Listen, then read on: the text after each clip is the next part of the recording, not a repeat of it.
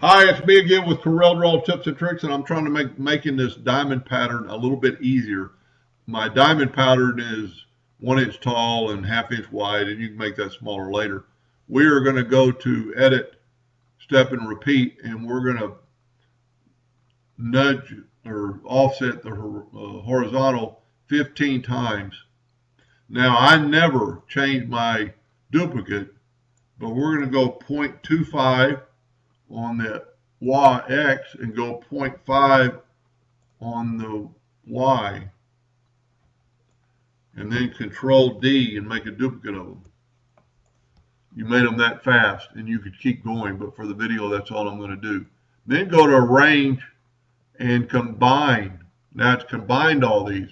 Now we're going to do our contour of our 0.001, and keep in mind that you have to start off with a ½ a point because the hairline just won't work.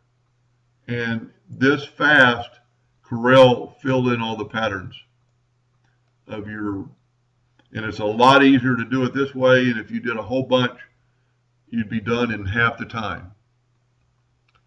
Anyway, I hope that helped a little bit, and thank you for watching.